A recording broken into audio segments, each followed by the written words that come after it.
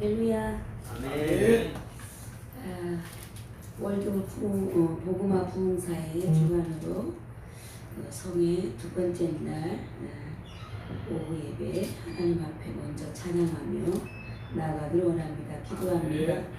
사랑과 은혜가 충만하신 하나님 아버지의 은혜를 감사합니다. 새벽 미명부터 지금 이 순간까지 하나님께서 은혜를 부어주시고 살펴주시고 보호하여 주심을 감사합니다. 주님, 이번 성회를 통하여 우리 모두가 은혜 받고 하나님의 선한 뜻을 이룰 수 있도록 역사하여 주옵소서. 감사드리며 예수님의 이름으로 기도하옵나이다. 아멘. 아멘.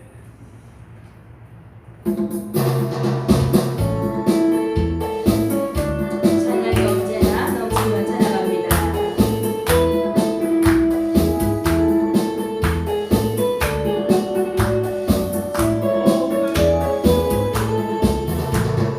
찬양이 언제나 넘치며 은혜로 얼굴이 환해요.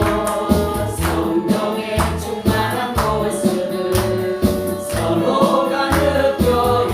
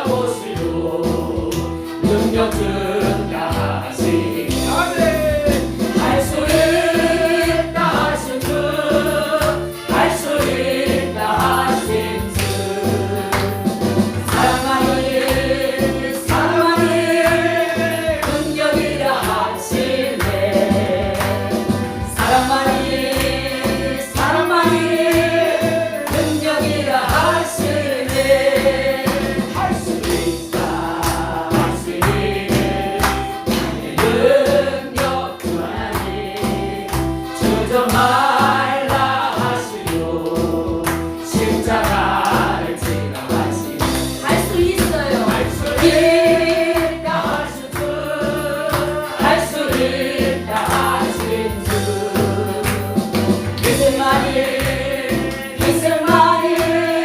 능력이라 하시네 이승만이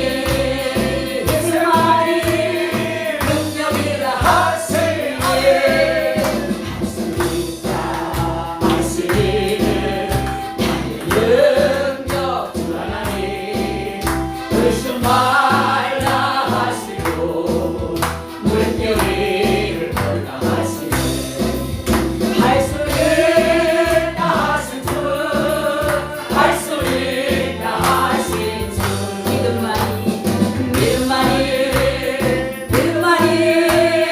능력이라 하시네 믿음만이 능력이라 하시네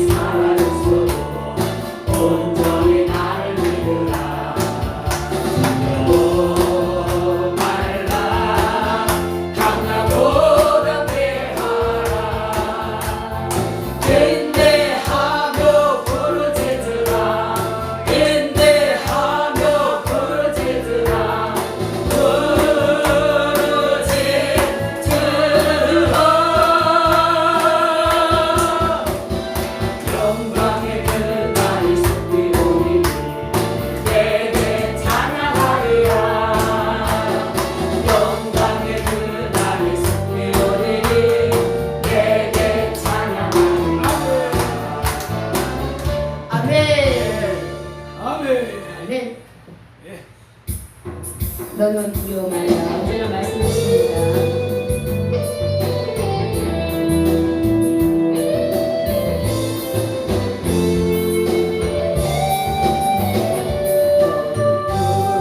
두려워 말라 내가 너를 구속하였고 내가 너를 지령하여 불렀나니 너는 내 것이라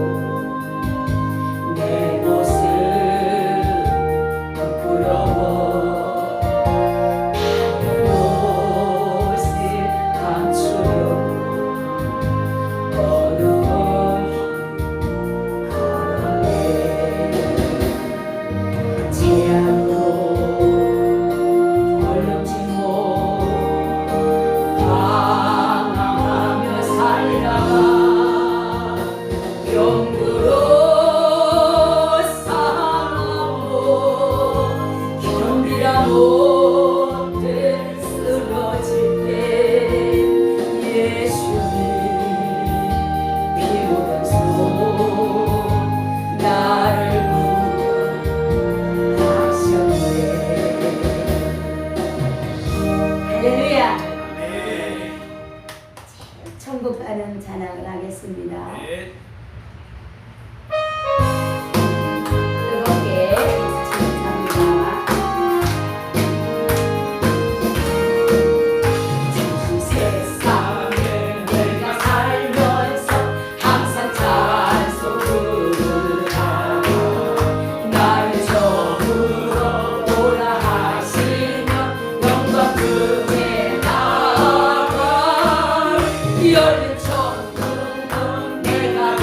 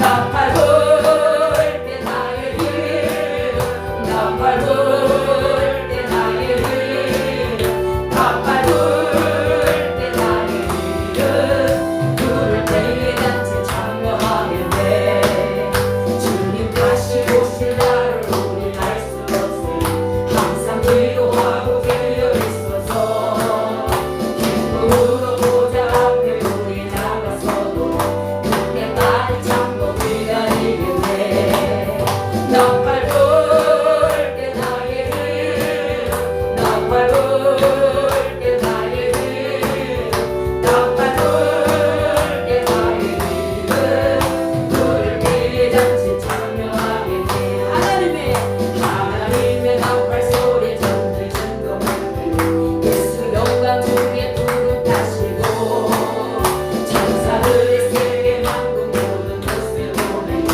구원 얻은 성도들을 도우리 나팔 불 때 나의 힘 나팔 불 때 나의 힘 나팔 불 때 나의 힘 불을 때에 잔치 참여하겠네 구름 속에 잠잠한 자 함께 다시 일어나 영화로운 부활 승리여 오르리 주의 택한 모든 성도 구름 타고 올라와 공중에서 주의 얼굴 배우리 나팔 불 때 나의 힘 나팔 불 때 나의 힘 나팔 불 때 나의 힘 불을 때에 잔치 참여하겠네 주님 다시 오실 날을 우리 알 수 없으니 항상 기도하고 깨어 있어서 기쁨으로 보좌 앞에 우리 나가서도 그때까지 참고 기다리겠네 나팔 불 때 나의 힘 나팔 불 때 나의 힘 나팔 불 때 나의 힘 불을 때에 잔치 참여하겠네 주여 찬양합니다 주여 주여 주여 할렐루야 하나님 아버지 은혜를 감사합니다 모든 예배를 통하여 은혜 받게 하시고 떠나보지 않은 오후 예배 통하여 다 은혜 받고자 저희들 하나님 앞에 아버지 하나님 사모하는 마음으로 엎드렸사오니 아버지 은혜를 베풀어 주시고 하늘문을 활짝 여시사 아버지 그냥 감사하는 인사를 통하여서 하나님의 말씀이 선포될 때에 우리의 마음 신비에 새겨지게 하시고 그 말씀을 붙잡고 우리가 살아가기에 아버지 부족함이 없도록 성령께서 도우시고 역사하여 주시옵소서 근본 성례를 통하여서 아버지 정말 이 지역에 아버지 수고하는 영혼을 살리게 하시고 아버지 이 성례를 통하여서 하나님의 영광을 높이는 아버지 성례될 수 있도록 하나님 오시고 역사하여 주시옵소서 아버지 그 성령의 기름 묻는 역사가 아버지 이 시대 나타나기를 원합니다 하나님 성령이 오시고 역사하여 주옵소서 아버지 예배를 방해하는 세고 아버지 나사렛 예수를 나타나게 하시고 어디 성령의 충만함으로 아버지 오순절 망하여달라고 한 성령의 불에 아버지 이곳에 임하기를 원하오니 하나님도 오시고 역사하여 주옵소서 그래야 저희들이 정말 참으로 하나님 소문으로 아버지 전국 복음을 전할 일에 있어서 아버지 충성을 다하기 위해서 조금도 부족함이 없도록 아버지 이 편의 말씀을 통하여서 능력 주시고 힘 주시고 하나님의 영광 나타내기에 아버지 마음껏 아버지 하나님 사용하여 주시옵소서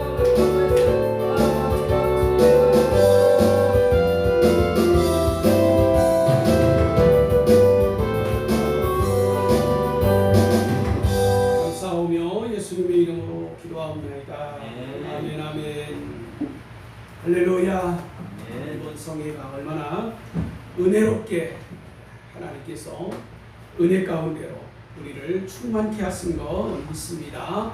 두 번째 날 오후 예배 우리 사도신경 말씀으로 하나님 앞에 나아가시겠습니다. 전능하사 천지를 만드신 하나님 아버지를 내가 믿사오며 그의 아들 우리 주 예수 그리스도를 믿사오니 이는 성령으로 잉태하사 동정녀 마리아에게 나시고 본디오 빌라도에게 고난을 받으사 십자가에 못 박혀 죽으시고 장사한 지 사흘 만에 죽은 자 가운데서 다시 살아났으며 하늘에 오르사 전능하신 하나님 우편에 앉아 계시다가 저리로서 산자와 죽은 자를 심판하려 오시리라. 성령을 믿사오며 거룩한 공예와 성도가 서로 교통하는 것과 죄를 사하여 주시는 것과 몸이 다시 사는 것과 영원히 사는 것을 믿사옵나이다.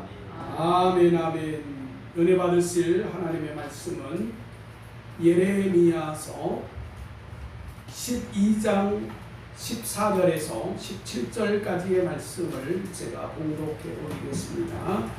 구약성경 예레미야 12장 14절에서 17절까지의 말씀입니다.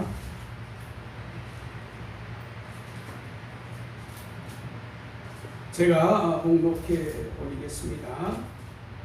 예레미야 12장 14절부터 내가 내 백성 이스라엘에게 기업으로 준 소유의 손을 대는 나의 모든 악한 이웃에 대하여 여호와께서 이같이 말씀하시느니라.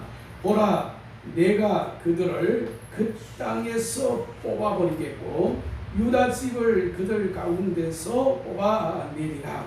내가 그들을 뽑아낸 후에 내가 돌이켜 그들을 불쌍히 여겨서 각 사람을 그들의 기업으로 각 사람을 그 땅으로 다시 인도하리니 그들이 내 백성의 도를 부지런히 배우며 살아있는 여호와라는 내 이름으로 맹세하기를 자기들이 내 백성을 가리켜 바알로 맹세하게 한 것 같이 하면 그들이 내 백성 가운데에 세움을 입으려니와 그들이 순종치 아니하면 내가 반드시 그 나라를 뽑아 멸하리라. 여호와의 말씀이니라. 아멘 아멘. 특성으로 우리 찬양으로 함께 하려고 했는데 다른 거네.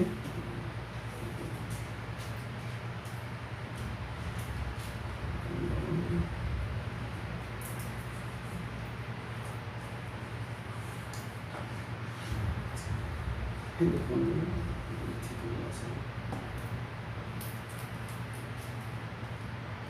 찬양 하나.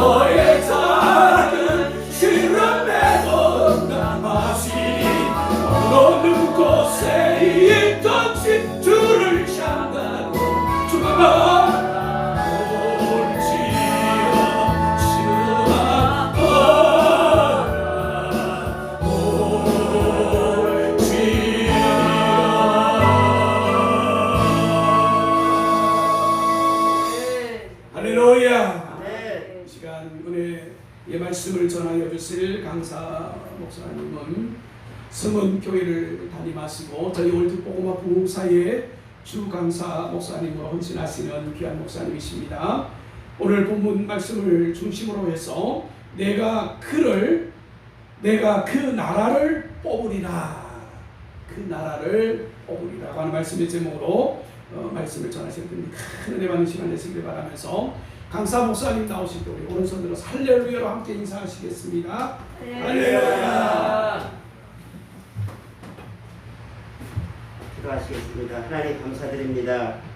세워주셨사오니 주님께서 말씀하여 주시고 하나님의 뜻을 같이 나눌 수 있는 귀한 시간으로 인도하여 주시옵소서. 생각과 입술과 모든 것을 하나님께서 주관하여 주시고 서로에게 은혜 받는 시간 되게 하여 주시옵소서. 감사하고 예수님의 이름으로 기도드립니다. 아멘.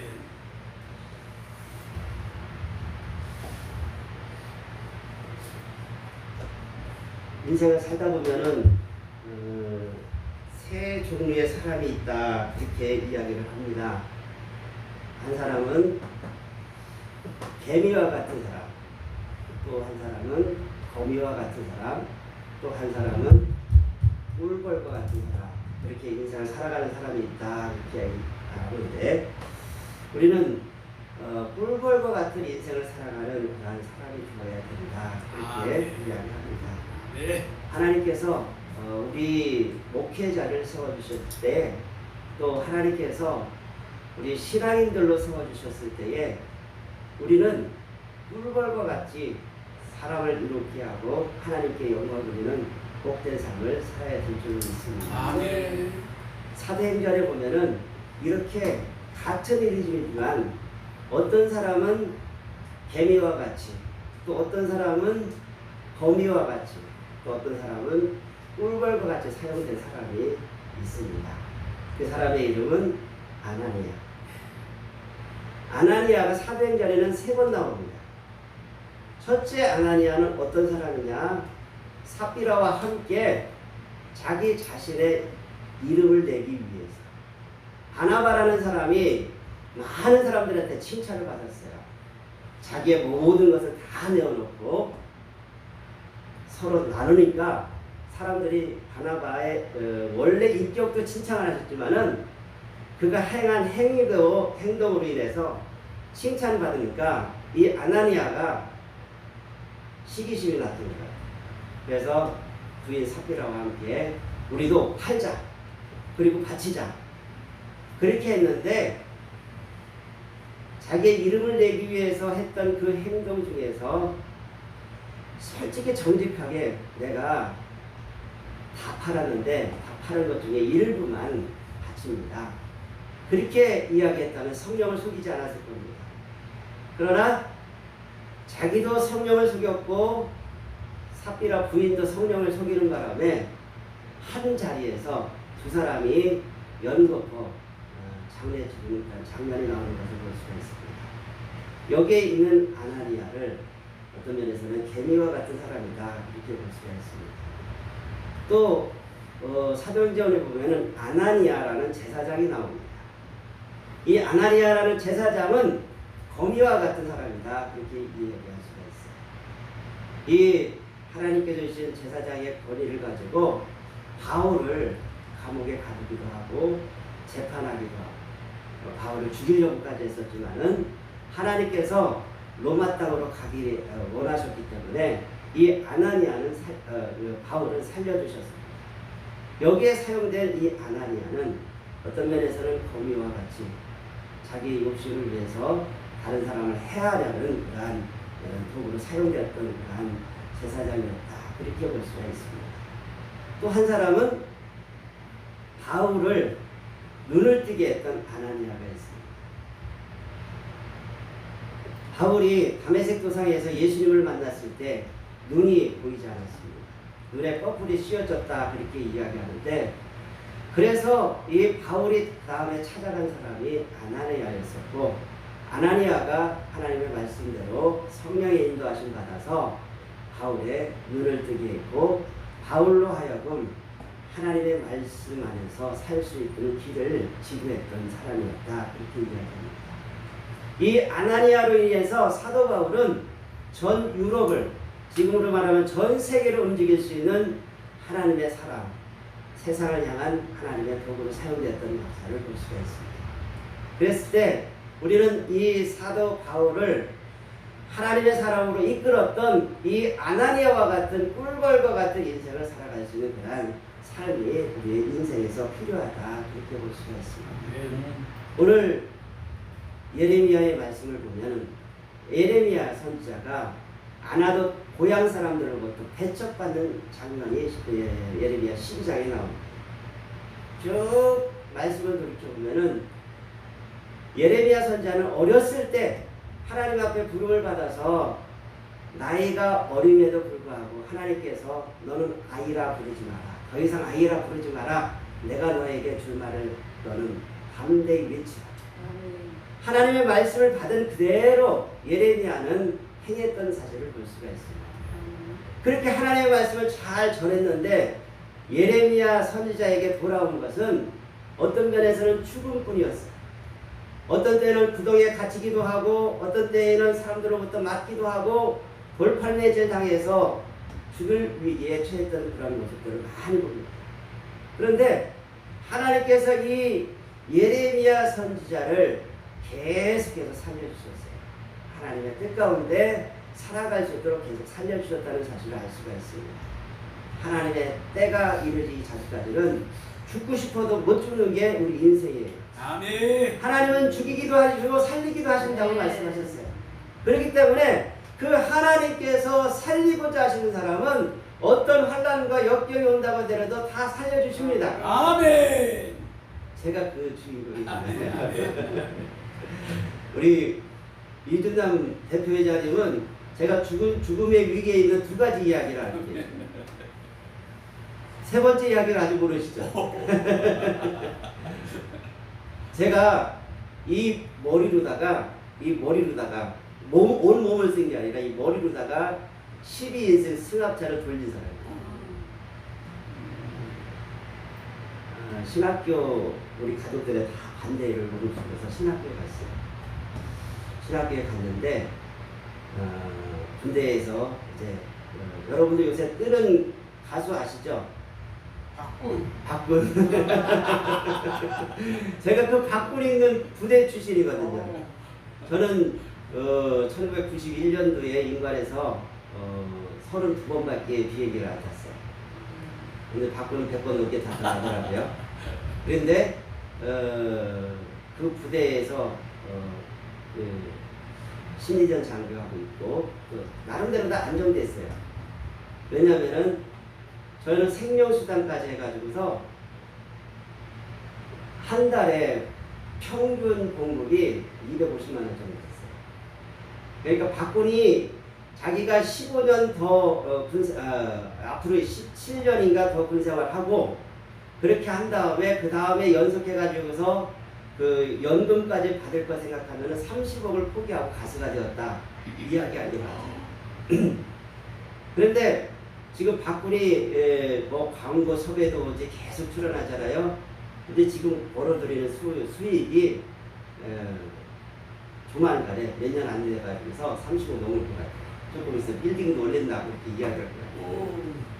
그런데 제가 그런 안정된 생활을 정리하고서 신학교에 딱 들어갔을 때 저희 가족들 다 반대했습니다.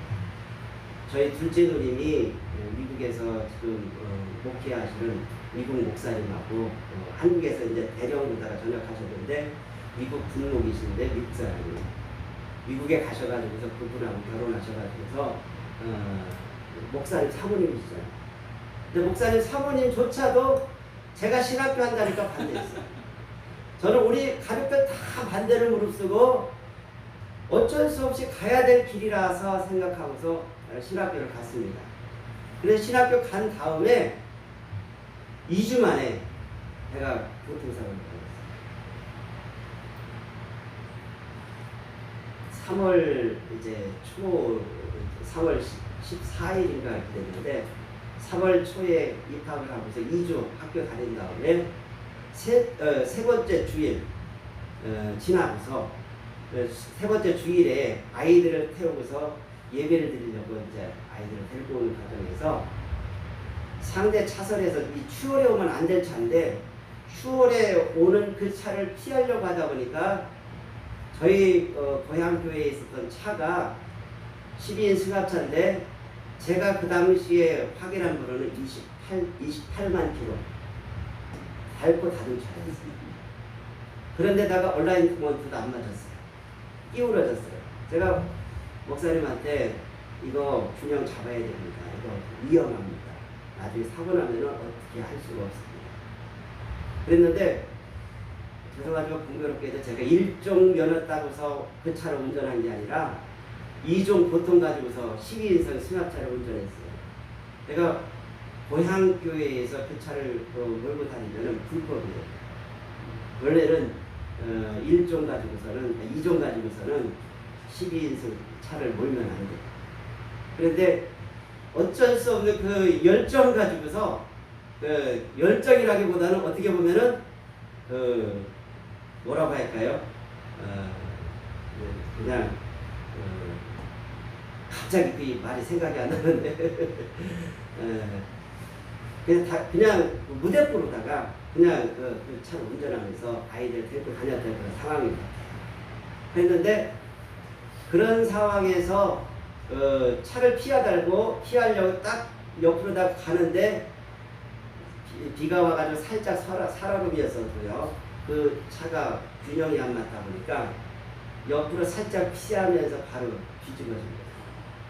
뒤집어졌는데 그 뒤집어진 그 상황에서 돌이 쭉 쌓여 있는 또랑 쪽으로다가 차가 넘어갔는데 그 또랑에서 저는 차가 넘어지면서 정신을 잃었어요. 그런데 증언하신 분이 보니까 제가 차를 돌렸대요, 머리부터. 그런데 거기에 보면은 이 호박돌로다가 쭉 또랑을 만들어 놨었는데 제 머리가 들어가는 부분만 호박돌이 하나 빠졌어요. 그 호박돌이 빠져 있는 그 곳에 제 머리가 탁 들어가고 그 머리로다가 그 12인승 승합차를 돌렸대요. 그래서 3달 동안 병원에 있었어요. 지금 의술이 참 좋아요. 한국 의술이 참 좋아요. 특별히 성형 수술이 참 좋다고 이야기해요. 그렇게 돼서 제 얼굴을 고쳐. 옛날에는 더 잘생겼어요. 옛날에는 더 잘생겼는데 그나마 흉터가 조금 있기는 한데 원래 모습으로다가 조금 회복시켜졌는데 제가 어렸을 때 참 고민 중에 하나가 코가 참 안 좋았어요. 참 못생겼어요.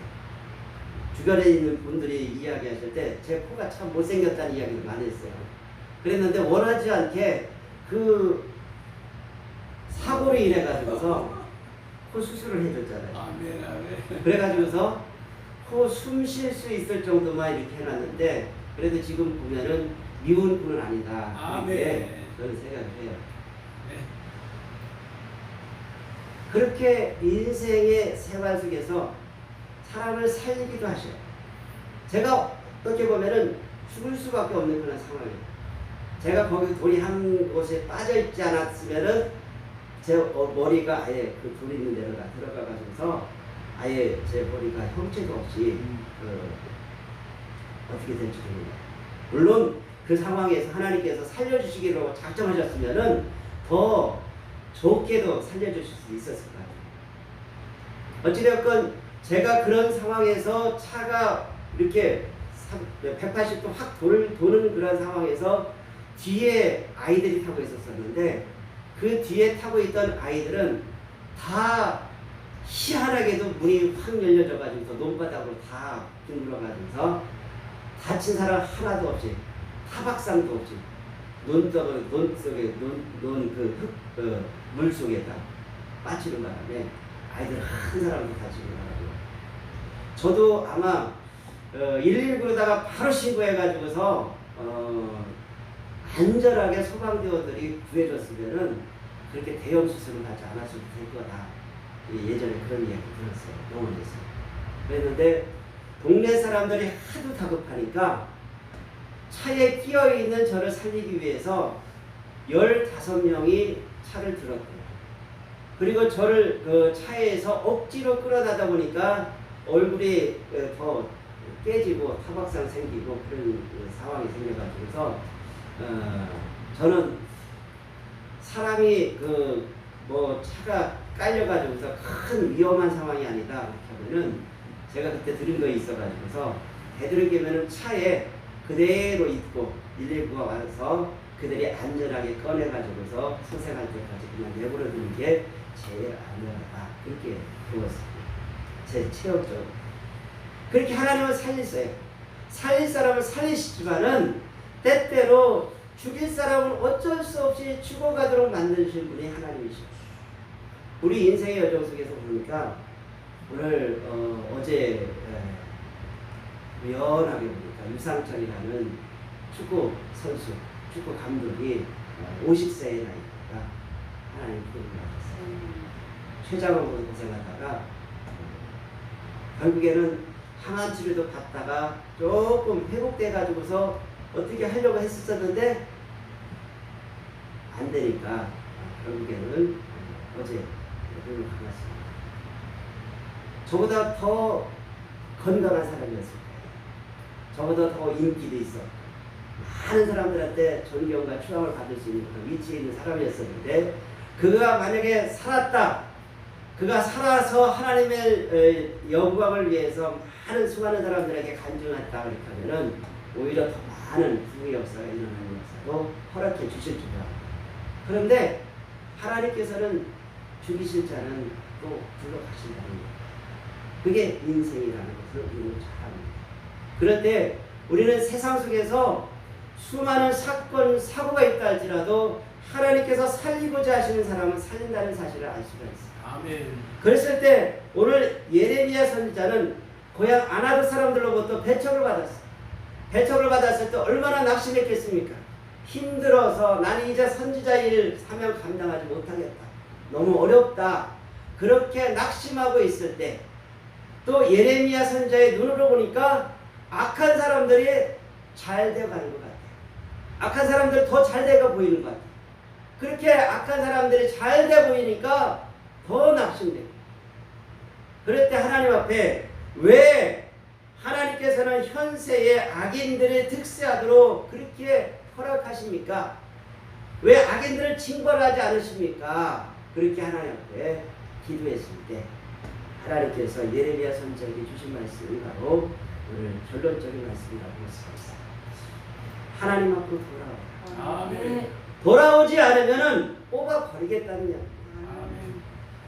한 사람 한 사람도 하나님께서 뽑아 버리시겠지만은 또 하나님께서는 그 사람들이 함께 거하는 그 나라, 그 민족이라도 하나님의 뜻을 거스리면은 뽑아 버리겠다.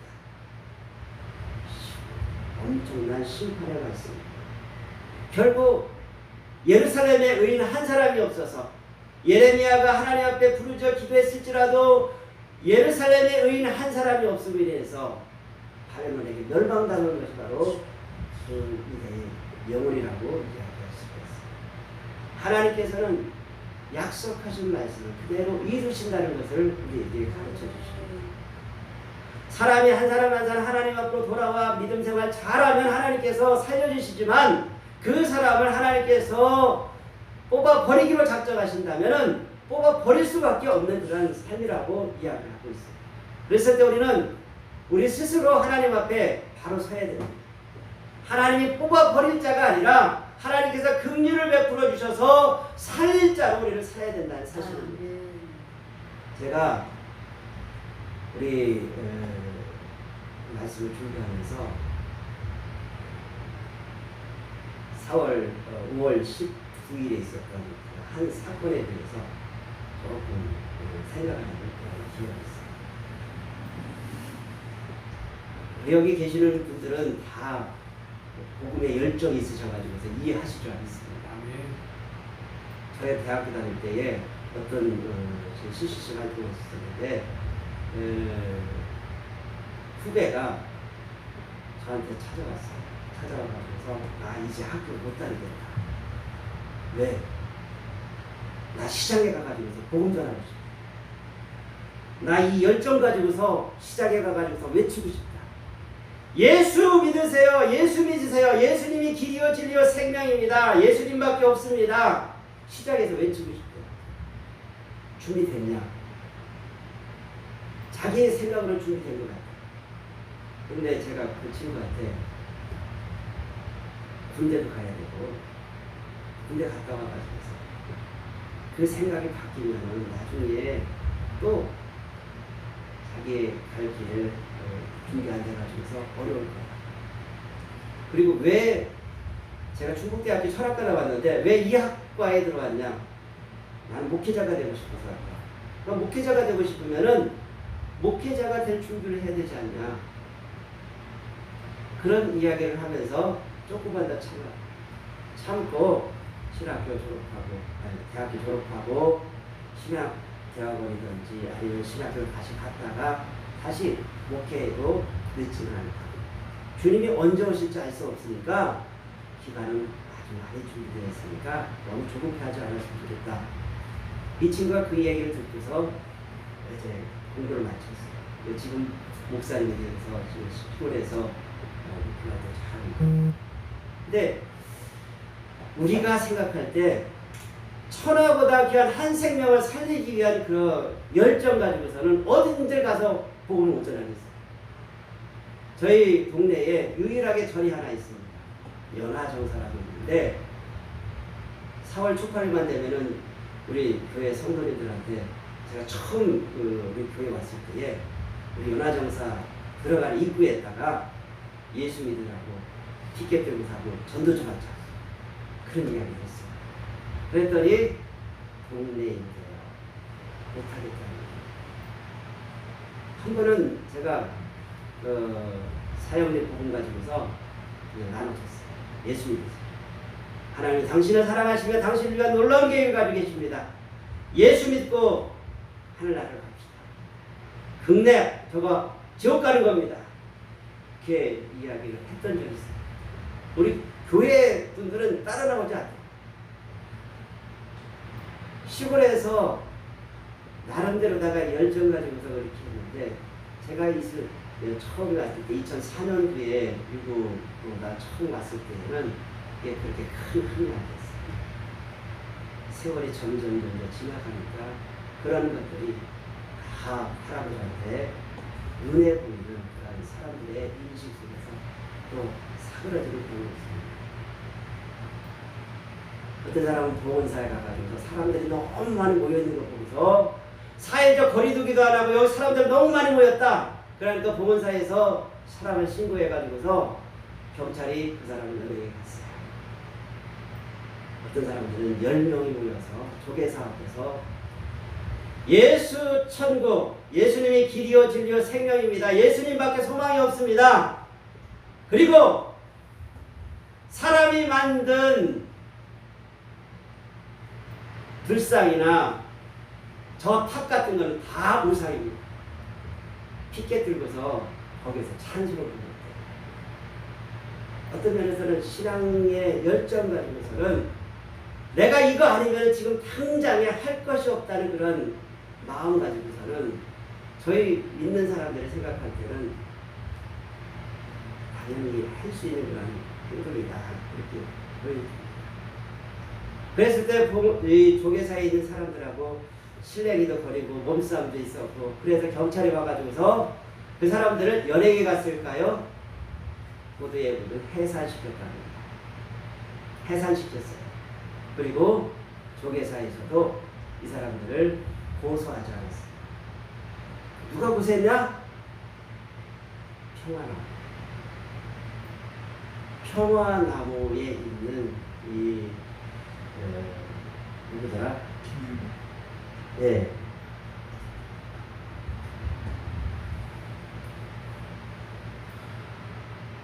저는 이 김용민이라는 사람을 잘 몰라요. 그런데 이 사람이 그렇게 고소장을 고발장을 제출하면서 인터뷰할 때 저 사람이 누구였을까 생각했더니 목사님 아니에요. 신학교 중퇴자입니다. 근데 더 놀라운 사실은 이 사람이 한신대학교 강사, 문학박사 타이틀. 그랬을 때 이 사람이 또 하나는 제1봉커교회라는 봉커교회 목회자, 담임 목회자예요. 그러니까 목회자가 자기 스스로 목회자가 된 것 같아요. 신학교 중퇴자이기 때문에 이 사람은 목회자가 될 자격이 없다, 저는 생각해요. 근데 이 사람은 스스로 담임 목회자가 된 것 같아요. 자기가 교회를 개척하면서 담임 목회자가 된 것 같아요. 평안하고 이사장인데 이 사람이 고발장을 제출한 겁니다. 목회자가 전도한 성도를 고발했다. 하나님 기뻐하십니까? 저는 그런 생각을 해봤습니다. 예전 같으면은 저희들이 어디에서 가든 하나님의 복음을 전하는데 생명을 내어놓고 복음을 전하는 그런 일들을 했었던 그런 모습들이 많이 있습니다. 저희 장로의 신학교를 처음 청양에서 열었을 때에 사면 앞에 선교사의 이야기가 저희들 교회사 시간에 지금 이제 은퇴하셨는데 김인수 교수님한테 드렸던 적이 있어요. 이 3일 앞에 선교사님이 평양 시내에 처음 와가지고서 예수 천국, 예수 믿으세요 하면서 복음을 전했어요. 한국 사람들이 노란 머리를 가지고 있는 또 푸른 눈을 가지고 있는 이 사람이 복음을 전하니까 저 미친 서양 귀신 들린 사람이 왔다. 그렇게 해가지고서 그 평양 시내에 있는 사람들이 또 말패들이 이 삼면마트 선전을 선지사를 엄청 때려서 그 평양 성 바깥으로 집어 던졌다. 왜 던졌을까요? 평양성 밖에는 호랑이들이 있었고 늑대들이 있었다. 그 당시에 사무엘마페 선지사가 하나님이 도와주지 않으셨으면은 호랑이 밥이 됐든지 늑대밥이 됐든지 그렇게 되지 않았을까. 그렇게 해서 평양성 밖으로다가 저녁 때 집어 던졌다. 그런데 그 다음날 멀쩡히 살아서 평양성에 들어와서 또 복음을 전하는 거예요. 예수 믿으세요. 그러니까 또 이 사무엘마페 선지사를 흠찔나게 때려가지고서 거의 반 죽여가지고 또 피 철철 흘리는 그 사람을 또 다시 평양성 밖에다가 집어 던졌대요. 이렇게 하기를 6번 했다. 우리가 3-4번이라는 이야기를 하는데 3번이 아니라 6번이나 그렇게 했는데 계속 살아오니까 저 사람한테는 뭔가 있는가 보다. 이러면서 처음 이 한국 교회의 부흥을 일으켰던 김욱두 목사님이나 김천주 목사님이나 이런 분들이 평양신학교 초대 학생이 되어서 한국의 부흥을 위해서 헌신했던 그런 모습을 많이 하나님께서 일으켜 세우려고 살리려고 하신 분은 살린다는 거예요. 이 아나돗에서 예레미야 선자가 그렇게 마음 아파하는 그런 모습을 하나님께서 보시고서 너는 지금 내가 살릴 것이다. 내가 어떻게 도와줄 것이다. 그렇게 이야기하지 않으셨어요. 오히려 더 힘들고 어려운 환상을 보여주시면서 내가 너를, 이 나라를 어떻게 할 것인가를 지켜봐라. 그렇게 말씀하십니다. 그럴 때 예레미야 선자는 하나님의 말씀을 들으면서 하나님께서 뽑을 자들을 뽑아 버리신다는 사실을 확인하게 됩니다. 믿음으로 살아갈 때 하나님께서 세워주시는 자를 하나님께서 일으켜 세워주신다는 것을 우리는 말씀을 통해서 믿습니다. 그러면 우리는 하나님께서 일으켜 세워주심을 받는 하나님의 긍휼을 바라볼 수 있는 하나님의 사람들이 되어야 된다. 그렇지 않으면 뽑혀 버려진다는 이야기. 뽑혀 버려지면 생명력이 없습니다. 제가 요새 저희 하나님께서 주신 살이 있어가지고서 거기를 예초기를 가지고서 요새 계속 잡목을 제거합니다. 잡목을 제거하면은 예초기 날에 의해 가지고 잘려져 나간 것들은 생명력이 없어요. 요새 같은 경우 하루 이틀만 되면 다 말라가지고서 색깔이 변하고 죽습니다. 뽑혀지거나 잘려진 거는 죽을 수밖에 없어요. 하나님께서 뽑아 버리신다고 말씀해요. 하나님의 말씀을 듣지 않고 우상을 섬기고 하나님의 뜻을 거스리면서 하나님을 거역하는 사람들은 하나님께서 반드시 뽑아 버리신다고 말씀해요. 그런데 하나님께서 긍휼을 베푸셔서 그 뽑은 자리에 하나님이 새 사람을 심어주신다고 말씀해요. 하나님께서는 진노 중에라도 긍휼을 베푸셔서 그루터기 사랑을 세우셔서 살릴 사람을 살린다는 것을 말씀하셨습니다. 그러므로 우리는 하나님께서 살림을 받을 수 있는 그러한 하나님의 사람이 되어야 된다는 사실입니다. 나라도 마찬가지입니다. 저희가 이 나라가 얼마나 잘 사는 나라인지 세상 사람들이 다 부러워합니다. 동남아나 또 여러 어려운 지역에 있는 수많은 사람들 보면서 참 우리 잘 사는 나라다 그런 생각을 합니다. 예전에 미국에 살다가 오신 어떤 분이 서울에 있는 아파트를 보면서 아파트에 있는 사람들한테 두 가지를 놀라운 사실을 이야기했대요. 하나는 우리 조국 대한민국이 이렇게 잘 사는 나라인 줄 몰랐다. 너무 잘 살아요. 뭐 스마트폰으로 해가지고서 말만 하면은 난방 시스템 다 해주죠. 뭐 문 같은 경우도 다 해주죠. 모든 것이 다 사람이 살기에 제일 좋은 환경을 만들어가지고 우리 조국이 이렇게 잘 사는 나라인 줄 몰랐다. 제가 어떤 이탈리아 그 학생이 이야기하는 걸 들었어요. 이탈리아에서는 엘리베이터를 타고서 올라가면은 그 엘리베이터 1층서부터 자기가 올라가고자 하는 층이 20층이라고 하면 10분 걸린다. 실제예요. 근데 우리나라는 어때요? 한 걸리면 10분 정도 걸리면 어떻게 해요? 당장에 연락을 하고 왜 이렇게 엘리베이터가 느리죠? 근데 슉 올라가면 뭐 2, 3분 안에도 1분 안에도 10층, 20층 다 올라가죠. 근데 이탈리아 같은 경우도 그렇게 건물이 사람들이 생활하는 게 불편하도록 지어진다고 얘기해요. 그런 거 생각하면 우리나라가 얼마나 잘 사는 나라예요. 그래 또 한 가지 보고 놀랐대요. 그렇게 잘 사는 나라인데 사람들이 만족이요. 잘 사는 이유고 또 나라에 대한 자긍심이 없다. 그런 이야기를 했다. 이렇게 잘 사는 나라에서 행복이 뭔지를 모르고 살아가는 이 사람들을 볼 때 이렇게 잘 사는데 그것에 만족하지 못하고 행복하지 못하는 것을 보면 참 안타깝다. 그래서 두 가지를 놀랬답니다. 우리는 세상 사람들이 너무 부러워하는 그러한 나라에 살고 있어요. 그렇게 부러워하는 나라에 살고 있는데도 불구하고 하나님께 감사하지 못하는 그런 이득이 되었다는 것이 얼마나 우리가 하나님 앞에 송구한지 알 수 없습니다. 우리 이해하고 들으시기 바랍니다.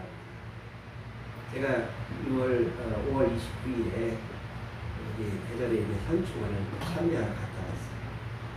참배하러 갔다 오면서 서해안 북침 또 연평 해전에서 사모났던 젊은 사람들 그리고 우리 저희들 같은 경우는 ROTC 동기들 또 동문들이 있어가지고서 그 ROTC 동기들 중에서 훈련 받다가 죽은 사람들 현충원에 있는 사람들이 참배하러 갔습니다. 그 참배하러 가가지고서 이런 상황을 보니까 영화 장사리에 나왔던 그 학도병 같은 아이들이 거기에 쭉 이름이 있더라고요. 그러니까 어떤 아이는 17살, 16살 젊은 아이들이 저희 막내가 올해 18살인데 저희 막내보다도 더 젊은 아이가 총알바지가 되어서 죽은 거예요. 그 아이들을 보면서 이 아이들의 가족하고 관련된 사람들 얼마나 잘 대우하고 있는가 그런 생각을 하고 있었어요. 그러면서 어떤 장로님이 그 이야기를 하셨어요. 이제는 세월호 이야기 좀 안 했으면 좋겠다. 세월호 침몰로 인해가지고서 받은 사람, 혜택 받은 사람들, 그 사람들이 받는 그 여러 가지 혜택들을 볼 때에 여기에서 순국해가지고서 죽었는 사람, 제가 보니까 연평해전에서 또 천안함 폭침으로 인해가지고서 살아있는 사람들 중에서 총상을 입어서 병원에 입원했던 사람들 같은 경우는 그 보훈 혜택을 받는다. 그런데 그 당시에 병원에 입원하지 않았던 사람들 같은 경우는 보훈 대상자가 되지 않는다.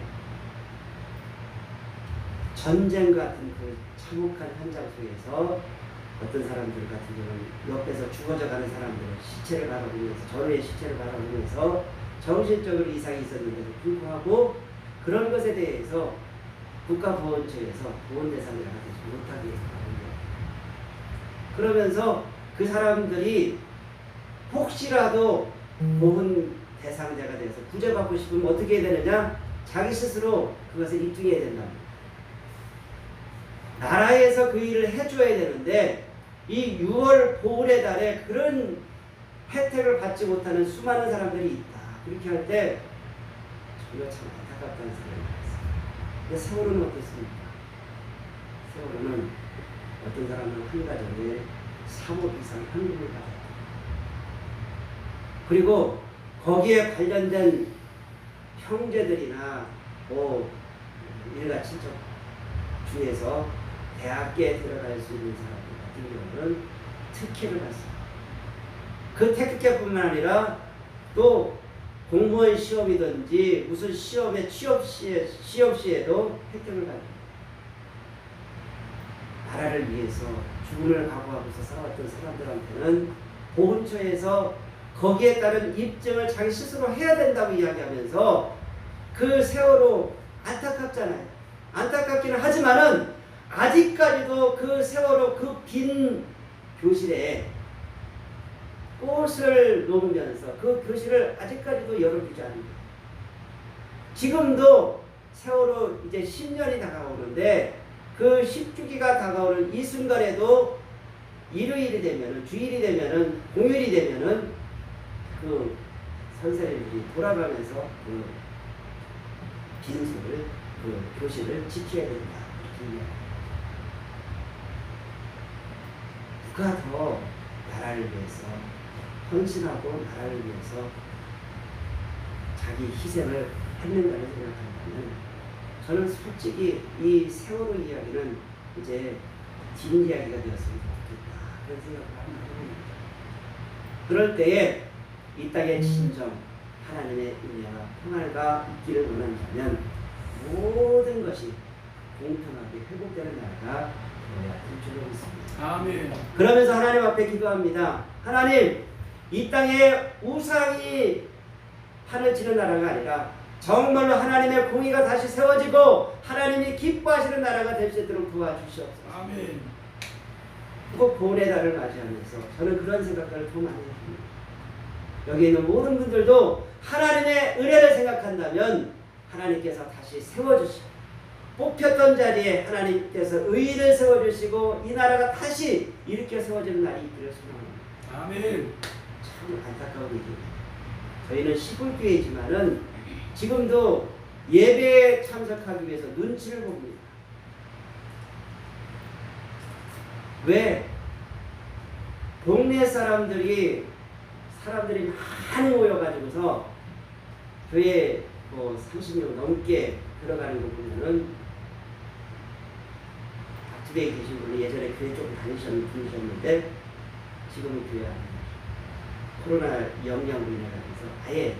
단절이 됐어요. 그러면서 사람들이 막 모여가지고서 들어오면은 사람 명수를 센대요. 왜 세겠어요? 30명 넘으면은 이야기하는 거예요. 제 아내한테 몇 번 와서 이야기했어요. 왜 30명 넘게 와서 얘기했는데. 근데 제삿날, 자기 집 제삿날 전국에서 다 모였어요.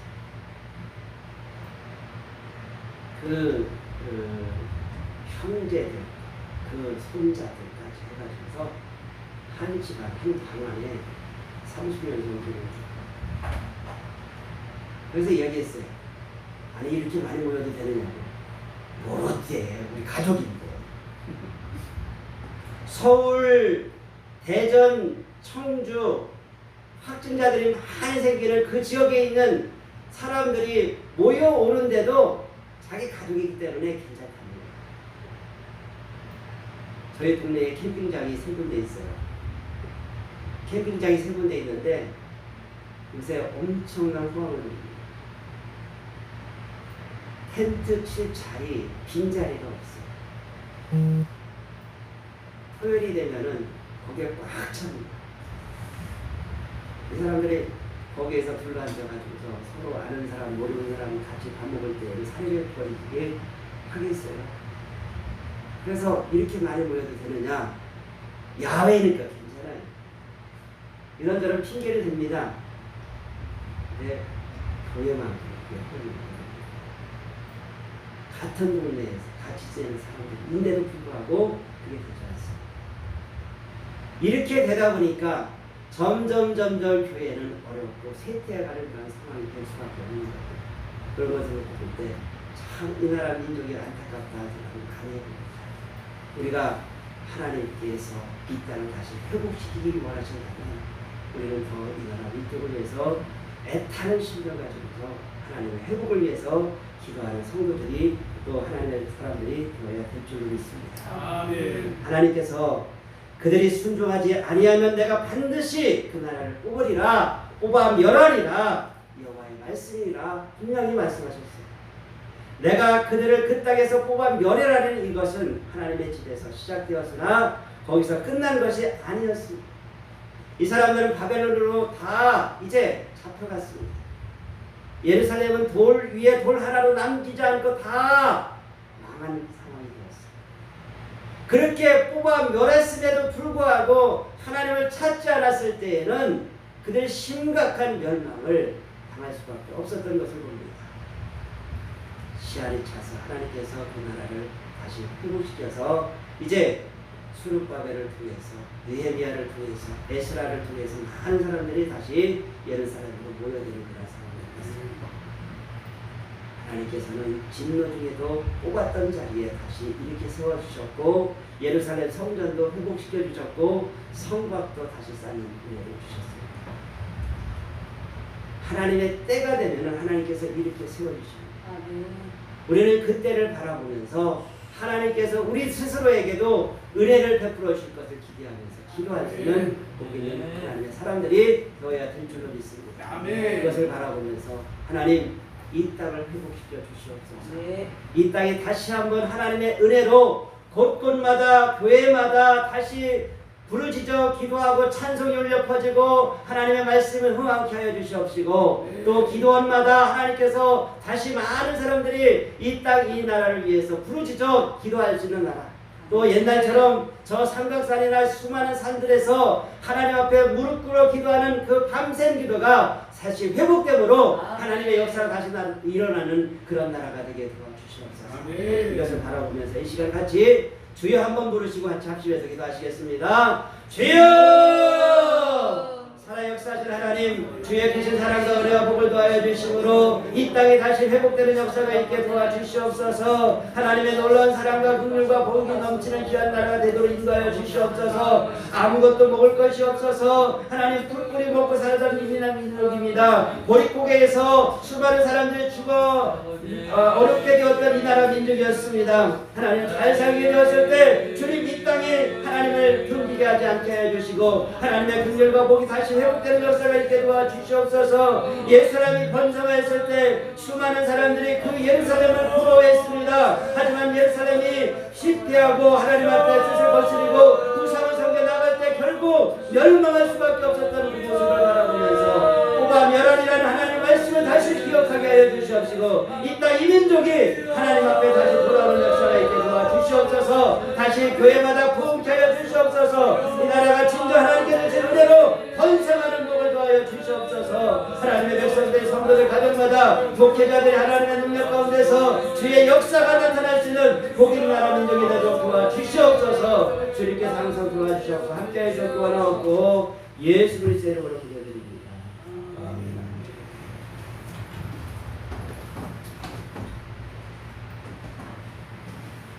할렐루야. 네. 감사합니다. 크게 은혜 받으신 줄로 믿습니다. 네. 우리 은혜 받은 마감사에서 하나님 앞에 예물을 드릴 때에 우리 봉헌성으로 윤경자 목사님 하나님 앞에 헌신하시겠습니다.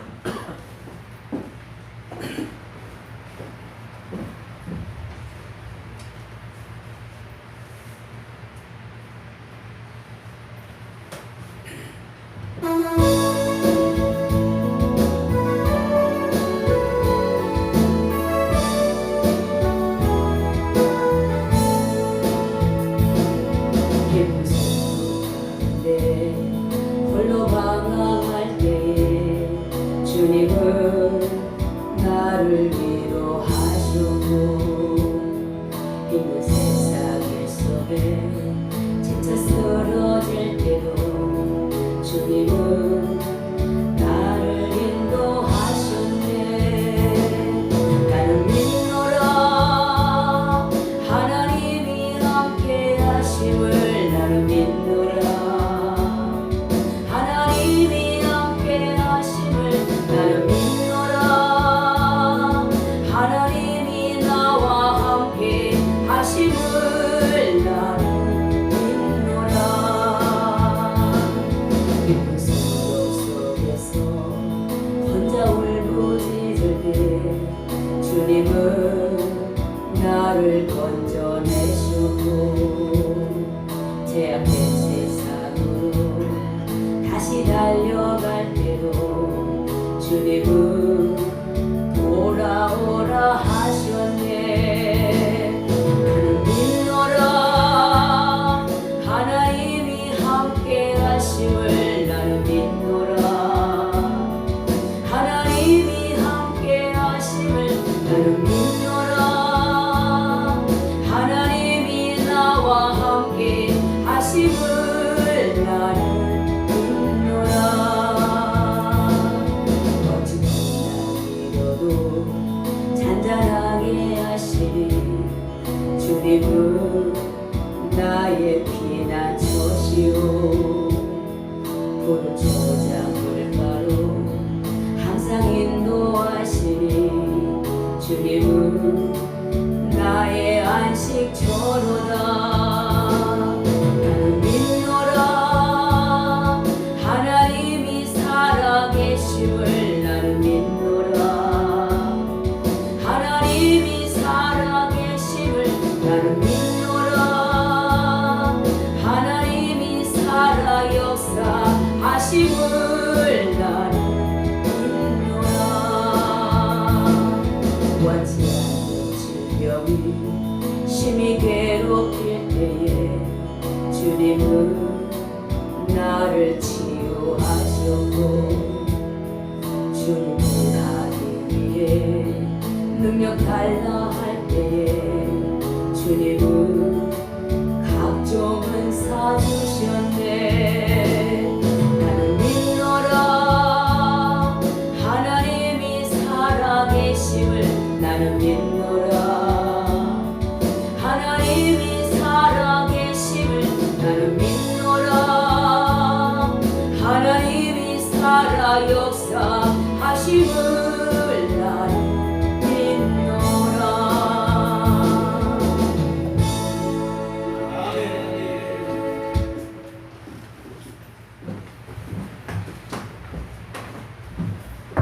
감사합니다.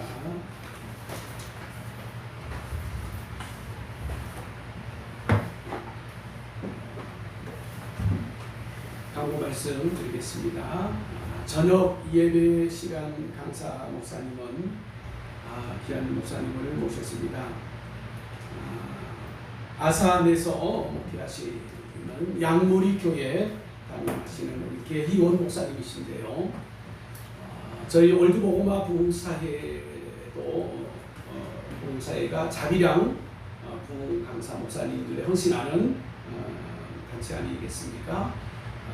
우리 계희원 목사님께서도 바라크 선교회라고 하는 귀한 또 단체를 통해서 우리 계희원 목사님께서 직접 붕어빵을 구워서 어려운 교회의 목사님 교회 그 지역의 그 교회를 위해서도 또 전도하고 후원하고 직접 그 붕어빵을 구워서 오늘 강사 목사님 말씀 전하신 우리 이승훈 목사님은 또 직접 배달하신다고 하셨죠? 네, 배달도 하시고 참 그렇게 귀한 사역을 감당하시는 존경하는 귀한 목사님을 또 모셨고 저희 월드복음화 봉사회와 같은 뜻이 비전이 얼마나 참 하나님 앞에서 귀한지 저도 우리 계희원 목사님을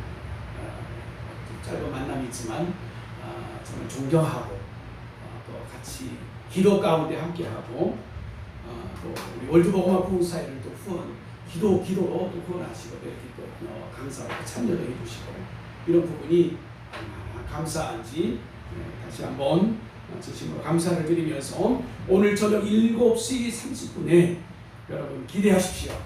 더 크고 놀라운 귀한 은혜의 말씀들이 준비되어져 있을 줄 믿습니다. 은혜를 사모하면서 기도할 때도 큰 역사가 있어질 줄로 믿습니다. 이제 강사 목사님 나오셔서 드려진 예물을 이용하여서 축복기도 해주시고 또 축도해 주심으로 이후에 모든 예배 순서를 마치겠습니다.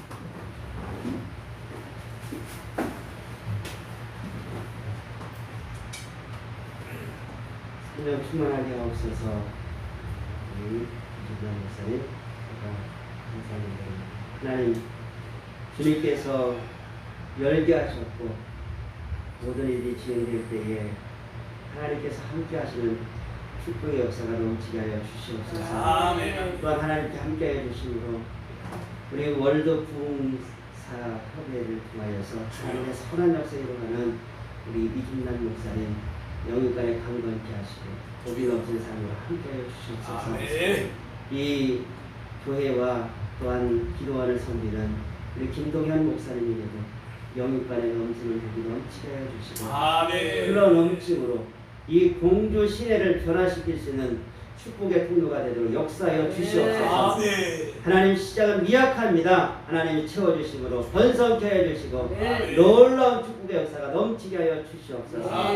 감사하며 우리 주 예수 그리스도의 한없는 은혜와 하나님 아버지의 놀라우신 사랑하심과 성령 하나님의 감화 감동 교통 내주 인도하시고 축복하시고 역사하심이 이 나라 민족을 위해서 예레미야와 같은 심정 가지고 눈물을 흘려 기도하는 여기에 있는 모든 하나님의 일꾼들 머리머리 위에 그들이 섬기는 교회와 가정에 함께하여 주시기를 간절히 축원하옵나이다. 아멘. 수고하셨습니다.